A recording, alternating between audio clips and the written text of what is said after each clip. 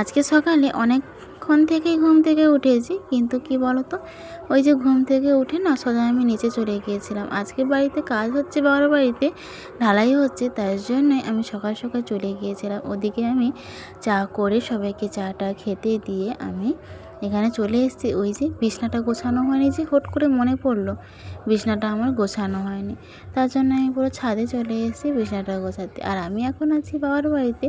So hello everyone, তোমার সবাই কেমন আছো? আশা করি ভালো আছো, আমিও খুব ভালো আছি। আমার নিউ ব্লগার চ্যানেলে স্বাগত জানিয়ে আজকে ব্লগটা স্টার্ট করতেছি। এদিকে দেখো আমার বাবার বাড়িতে এটা ঢালাই পড়বে, তার জন্য আমি বাবার বাড়িতে এসেছি। মা বললো আমি তো একা, তুমি একটু হেল্প করবে, চলে এসো। তাই যেমন কথা তেমনই কাজ, আমিও চলে এলাম বাবার বাড়িতে। আর বাবা মা ডাকলে কোন মেয়ে থাকে শান্ত হয়ে বসে বলো তো? আমিও মন স্মৃতি করে বসে থাকতে পারলাম না, আমিও চলে এলাম। এদিকে মা আনাজ কাটছে, পটলের ভাজা হবে, একটা বৈতাল কুমড়ো দিয়ে, মানে কুমড়ো বইখাড়া দিয়ে একটা চচ্চড়ি হবে। আর এই দিকে দেখো এটা হচ্ছে চিংড়ি মাছ। আমি যেহেতু মাংস খাবো না, তার জন্য আমার বাবা চিংড়ি মাছ নিয়ে এসছে। আর এদিকে মাংসও আছে, মাংসটা তোমাদেরকে দেখালাম না। আর এদিকে দেখো বৌদি এখানে রান্না করছে। তো দুপুরে ওরা নাকি ভাত খাবে, তার জন্য ডাল হচ্ছে আর ভাত রান্না হচ্ছে। এক গামলা ভাত হয়েছে, দেখতে পেলে তো, অনেকগুলোই ভাত। এদিকে আমার মেয়েকেও একটুখানি পড়ালাম। ও তো কী দেখ বলো তো, সকাল থেকে শুধু ছোটাছুটি করছে।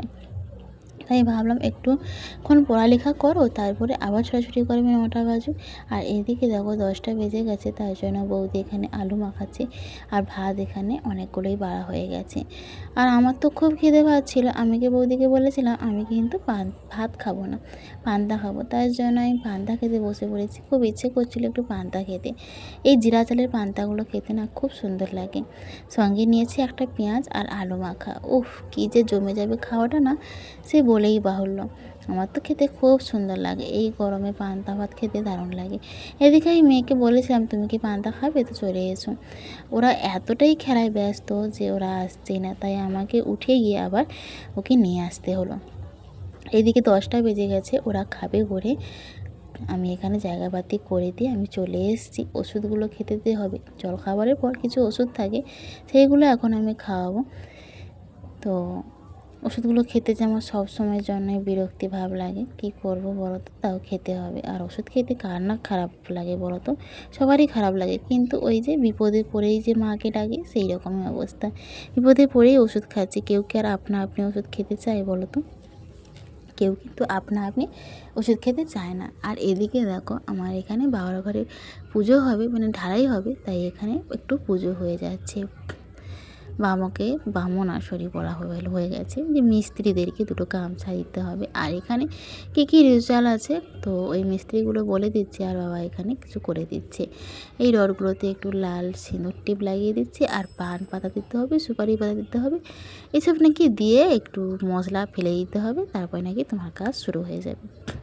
আর মিষ্টিদের মুখে নাকি একটু মিষ্টি মুখ দিতে হবে, তাই জন্যে একটু কি করছে দেখো, তোমরা দেখতে থাকো।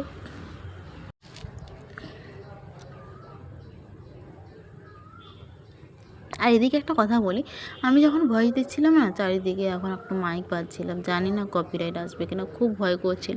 তাহলে বলো তো আমি কোথায় একটু ভয়েস দেবো বলো, তোমরাই বলে দাও আমাকে। বাড়ির ভেতরে চিৎকার, বাড়ির ছাদে এলাম চিৎকার, আমি আর কোথায় ভয়েস দেবো? চারিদিকেই শুধু চিৎকার হাঙ্গাম যদি হয়, তাহলে কি একটা ভয়েস দেওয়াটা কি শান্তি হয়? মাইক বাজলে তাও ভয় দেওয়া যায়, হয়তো কপিরাইটের ভয় আসে, কিন্তু এই পাশে যে চিৎকার হাঙ্গাম হয়, তখন কথাগুলো না একটা ওলটপালট হয়ে যায়, তখন একটা ভয়েস দেওয়া একটা এনার্জি ভাবই চলে আসে না। তাই ভাবলাম যে একটু ছাদে গিয়ে, এই ছাদে এসে দেখি না মাইক বাজে, জানি না কপিরাইট আসবে কিনা। তো যা হয় হবে, তো ভাগ্যের হাতেই ছেড়ে দিলাম সব কিছুই। আর আমি এখানে দেখো,